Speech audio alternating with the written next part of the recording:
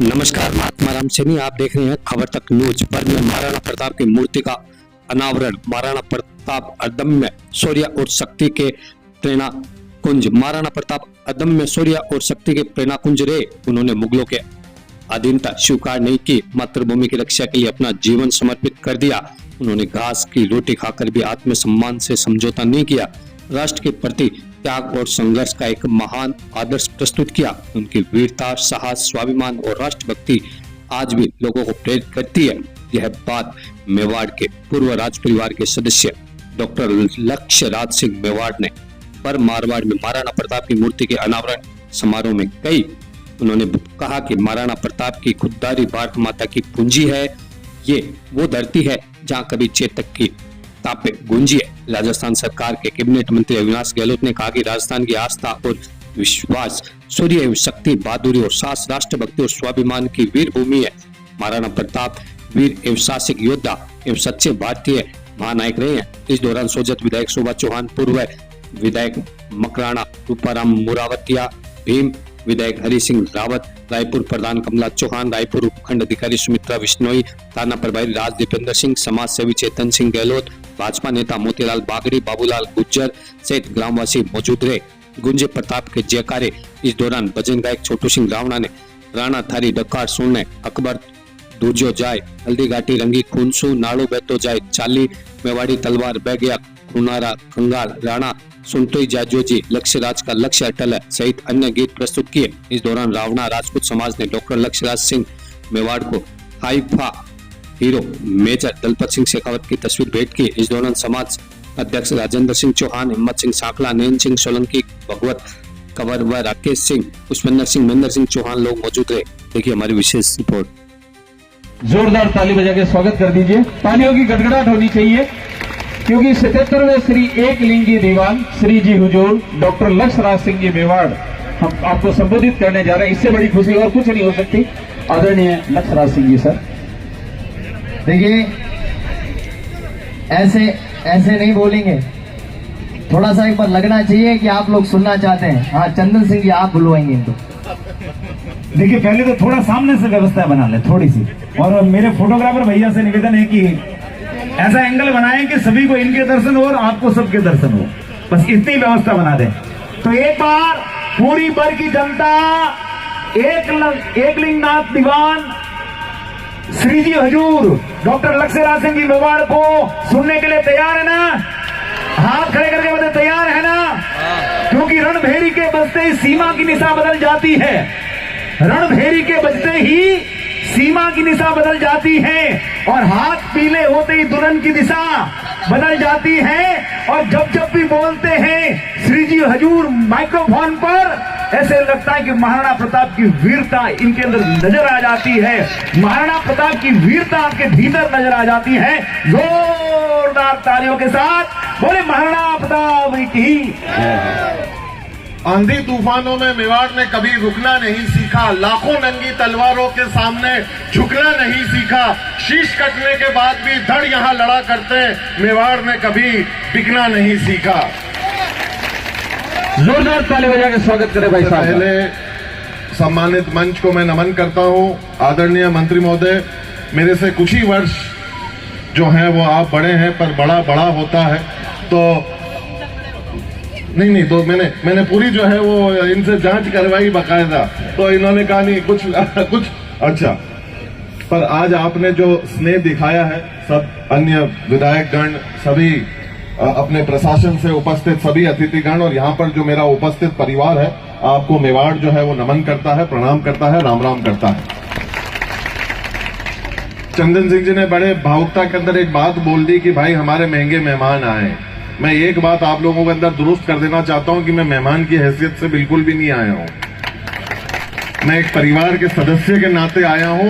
इस वजह से नवरात्रों की पहली स्थापना करवाकर, प्रथम दिन की स्थापना करवाकर, पूजा अर्चना करवाकर सबसे पहले मैं मेरे परिवार के साथ में अपने प्रांगण के अंदर उपस्थित होने के लिए अपने साथ जो है उनके साथ में मैं जो है वो आया हूं। और एक बात मैं बता दूं, मैंने सोचा कि अपन मंत्री जी का कार्यक्रम है, बुलाया है, बड़ा भव्य कार्यक्रम है। अन्य दिनों से मैं इस चीज के बारे में सुनता जा रहा था तो मेरे मन में भी थोड़ी सी घबराहट हो रही थी।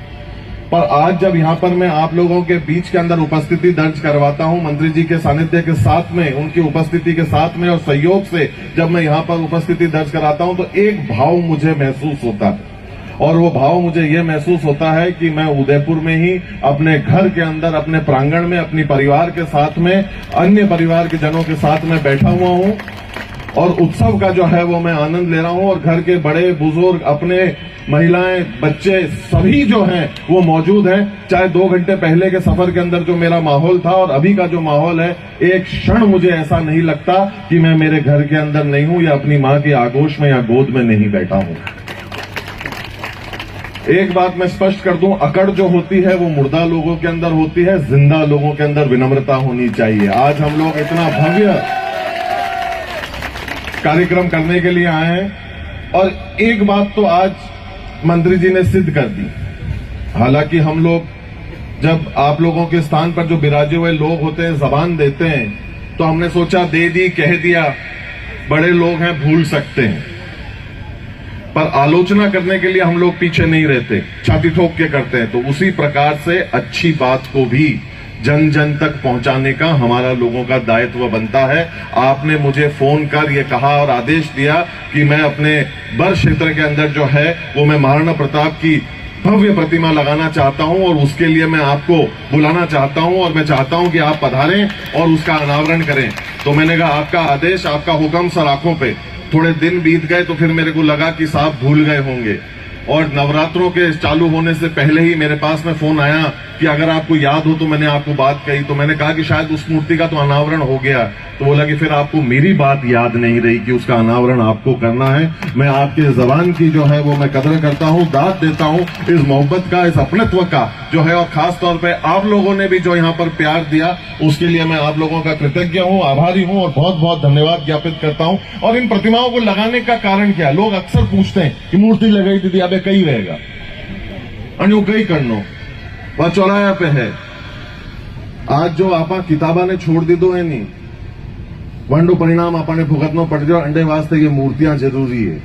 जज्जद आपा निकलांगा निकलांगा आपानी आवी वाली पीढ़ी ने यो बताना जरूरी है कि त्याग, तपस्या और बलिदान रो पर्यायवाची कौन है। वंडो मतलब कई वे वास्ते कहवे कि सादगी थी, बंदगी थी, सरलता थी। जब फेसबुक और व्हाट्सएप न थे तब जिंदगी थी।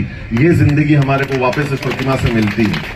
हमारे घर के बड़े और बुजुर्ग जो हैं, जब तक हम लोगों को इस बात के बारे में नहीं बताएंगे, आने वाली भावी पीढ़ी को शिक्षित नहीं करेंगे कि हमारी संस्कृति क्या होती है, हमारे पुरखों ने इस आजादी के लिए क्या किया। स्वतंत्रता शब्द को जन्म देने वाला सेनानी और कोई नहीं, वीर शिरोमणि महाराणा प्रताप। उस स्वतंत्रता की हमको कदर करना जरूरी है। हम लोग तभी कहते हैं कि जिस मिट्टी से हम लोग आते हैं वहां पे केवल इंसानों ने ही नहीं अपने नाम सुनहरे अक्षरों के अंदर लिखवाए। इस मिट्टी की क्या ताकत है, यहाँ के लोगों के, मगरे के लोगों की क्या ताकत है, क्या खासियत है कि यहाँ पे केवल हम शूरवीरों ने ही नहीं, हम लोगों ने हमारे नाम सुनहरे अक्षरों के अंदर लगाए। यहाँ के पशुओं तक ने भी अपने नाम को सुनहरे अक्षरों के अंदर दर्ज करवाया। अगर और कोई योद्धा शब्द किसी अन्य और योद्धा के लिए इस्तेमाल करे तो मैं पूछना चाहता हूं कि और किसी योद्धा के साथी का नाम अगर मेरे को यहां पर कोई बता दे तो मैं 24 घंटे यहां खड़े रहने के लिए तैयार हूं। पर मैं अगर आपसे यह पूछूं कि वीर शिरोमणि महाराणा प्रताप किससे प्रेरणा लेते थे और उनका सच्चा साथी कौन था और उनको किसने पार कराया कठिनाइयों से, तो शायद मेरे को क्षण भर भी इंतजार नहीं करना पड़ेगा और हम लोग सब एक ही आवाज में कहेंगे, चेतक। पुरखों की आन निभाना ही मेवाड़ भूमि की पूंजी है। पुरखों की आन निभाना ही मेवाड़ भूमि की पूंजी है। ये वो धरती है जहां चेतक की टापे गूंजी है। आज हम लोगों को ये समझना पड़ेगा, जितनी अन्य चीजें हम लोगों के लिए जरूरी हैं, ये सांस्कृतिक सीख और शिक्षा हम लोगों के लिए बहुत जरूरी है।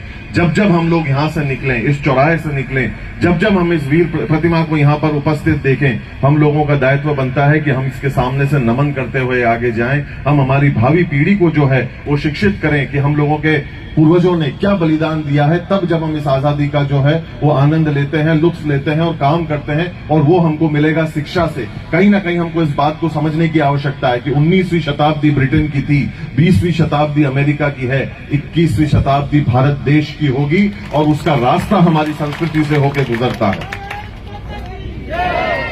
और आज आपने ये दायित्व और ये पूरा बेड़ा आज अपने ऊपर उठाया और इस कार्य को आपने अंजाम तक पहुंचाया और आने वाली भावी पीढ़ी को दशा और दिशा दोनों देने का जो आपने मंत्री महोदय जो काम कराया है, जितना हम लोग सब मिलकर आपका धन्यवाद करें शायद वो बहुत ही बौना शब्द है, पर करना चाहिए, कहना चाहिए। कृतज्ञता जो है हमारे अंदर होनी चाहिए। बदलता वही है जो बदलना चाहता है, करता वही है जो करना चाहता है। आज आपने उस चीज को करके बताया है, ये हमारे लिए बड़ी खुशी की बात है। मैं ज्यादा लंबा समय नहीं लूंगा, हम सब लोग इंतजार कर रहे हैं। इतनी हम लोगों ने इसकी ढकी हुई प्रतिमा की तस्वीरें देखी है, अब दिल खोलकर हम लोगों को इसका जो है प्रतिमा के दर्शन भी करने हैं। अंत में मैं पंडित श्री नरेंद्र मिश्र की 2 पंक्तियां कहकर अपनी बात को जो है वो मैं विराम देता हूं कि सूर्यवंशी न्यास का ये रश्मि रथ चलता रहेगा, पीढ़ियों के रक्त में इसका सुयश चलता रहेगा। रीति रघुकुल की जो शिव से विरासत में मिली हो, आंधियों में वह दिया जलता रहा,